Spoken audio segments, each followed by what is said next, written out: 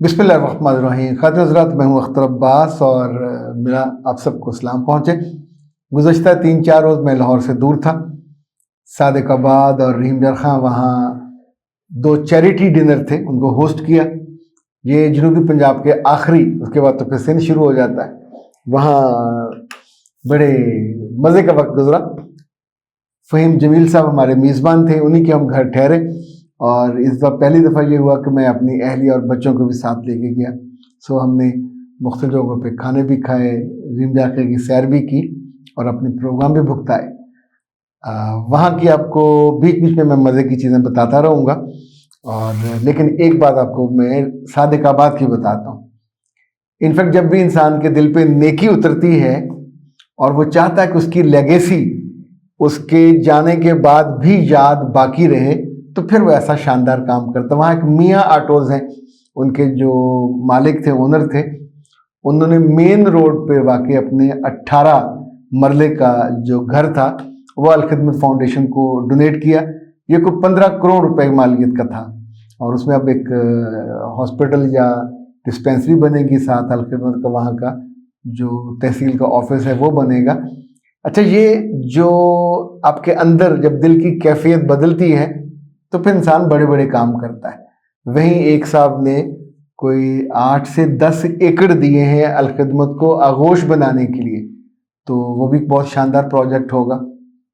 आगोश में ऑर्फन बच्चे जो हैं, जिनके वालिदैन नहीं होते, उनको रखा जाता है, उनको पढ़ाया जाता है। इस वक्त पूरे मुल्क में कोई 2000 बच्चे और बच्चियाँ ऐसे हैं जिनको अलखिदमत आगोश में उनकी तालीम, उनकी तरबियत एफएससी तक उनको पढ़ाया जाता है। एफएससी के बाद फिर उनकी डोनेशन अलग शुरू हो जाती है, उसमें से डॉक्टर भी बनते हैं, इंजीनियर भी बनते हैं।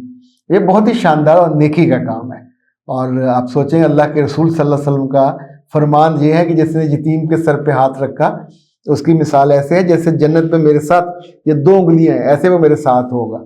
इसी तौर पे अगर कोई यतीम के सर पे शफकत से हाथ रखता तो उसका भी बहुत अजर। ओके ना, आज का जो सवाल हमारी टीम ने चुना है वो मिसेस जीशान अफान का है। वो कहती हैं कि मैं एक दादी हूँ मगर बहुत सख्त दिल हूँ, और अब मुझे भी हौले हौले पता चल गया है कि मैं अपने बेटे के बच्चों पे ही सख्त नहीं हूँ, अपनी बेटियों और उनके बच्चों के साथ भी मैं हमेशा सख्त ही रही हूँ। एक डिस्टेंस मैंने मेंटेन किया है। क्या कोई ऐसी सूरत हो सकती है कि मैं मेहरबान हो जाऊँ? क्या कोई आप मुझे समझा सकते हैं जिसमें मेरा दिल आमादा हो जाए? मिसेस जीशान अफान, नाम आपका बड़ा खूबसूरत है। आपके मियाँ भी उम्मीद है बहुत अच्छे होंगे जो उन्होंने इतना अच्छा टॉलरेट किया। नेकी के सफ़र पे या अच्छाई के सफ़र पे निकलना ये बहुत आसान होता है, सिर्फ आपको पहला कदम उठाना होता है। वैसे एक बात बताइए, आपके दिल में, जहन में मेहरबान होने का क्या कॉन्सेप्ट है? लाइक अगर मैं ये कहूँ, मेरी नज़र में मेहरबान शख्स, मर्द या औरत, वो होता है जो जिसके लफ्ज़ मेहरबान हो, जिसकी मुस्कुराहट मेहरबान हो। लफ्ज़ सख्त हो तो तकलीफ देते हैं, मुस्कुराहट जो है ये थोड़ी सी चालाकी वाली हो तो हम उसका मुस्कुराहट ठट्ठा उड़ाती है अगले की। इसी तौर पे जो रवैया है वो मेहरबान हो। कोई आए तो उसे ये ना लगे कि आप जालसाजी से मुस्कुरा रहे हो, आप उसे गले लगाते हो, प्यार करते हो। माओ, दादियों, नानियों के प्यार में आमतौर पे मिलावट नहीं होती। आप जाते हुए उनको तोहफों से लाद देते हो, ये भी मेहरबानी है। मेहरबान लोग अल्लाह के रसूल सल्लल्लाहु अलैहि वसल्लम के कहने के मुताबिक आखिरत में सबसे ज़्यादा फ़ायदे में होंगे और शायद बिना हिसाब किताब के भी चले जाएं। यानी अखलाक वाले, अच्छे अखलाक वाले, अच्छी मेहरबानी करने वाले जो लोग अल्लाह को बहुत पसंद हैं। अच्छा, ये मैं दलील के तौर पे आपको कह रहा हूँ। जो मुस्कुराती शक्ल है वो भी मेहरबान होती है, जो दूसरों को माफ़ करती है वो भी मेहरबान होती है, जो दूसरों की गलतियों पे पर्दा डालती है वो भी मेहरबान होती है। बहुत से लोग जो अपने बेटों, बेटियों या अजीज़ों के या दूसरों की गलतियों का उन्हें रुस्वा करने में दिलचस्पी लेते हैं, उनका ठट्ठा उड़ाते हैं, उनका मजाक उड़ाते हैं, उनकी कमज़ोरियों को एलेबोरेट करते हैं, बड़ा करते हैं। ये ज़रूरी नहीं है कि कोई दादी ही करे, ये सगी माँ भी कर सकती है, ये सगी बहन भी कर सकती है, ये सगा भाई भी कर सकता है।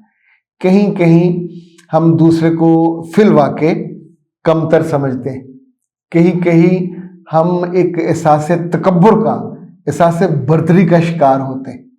کبھی ایسا بھی ہوتا ہے کہ ہم دوسرے کی خوبی، خوبصورتی، علم، فہم، مقبولیت اس سے جیلس ہوتے ہیں کہ گھر میں گیا کسی شادی بیاہ پہ تو وہاں کوئی اشتہار تو نہیں لگنے ہوتے، نہ بینر لگتے ہیں، پر جس کا دو چار لوگ آ کے ذکر کریں کہ وہ بہت کائنڈ ہے، بہت اچھی ہے، بہت محبت سے ملتی ہے، اور ہم پہلے کیوں نہیں اس سے ملے۔ مجھے یاد ہے ہمارے ایک بہت ہی پیارے ماموں ہوتے تھے بچپن میں، ہم فرسٹ ایئر سیکنڈ ایئر میں، تو بہت برسوں بعد ان سے ملے۔ اچھا، ملنے کے بعد ایک دن گزرا، ہی واز ان کراچی، تو ملنے کے اگلے دن کہنے لگے کہ تم تو بہت اچھے ہو، یعنی ہم دو بھائی گئے ہوئے تھے، تم دونوں تو بہت اچھے ہو، میں نے تو تمہارے بارے میں فلاں سے یہ اور یہ اور یہ سنا تھا۔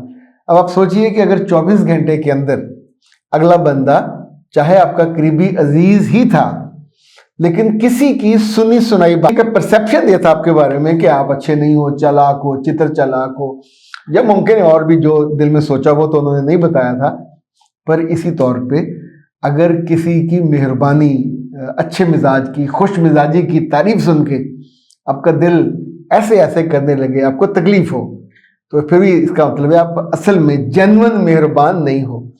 جینون مہربان بننا بہت آسان ہے۔ ایک فیصلہ کیجئے، اسے صرف اللہ کے لیے کیجئے۔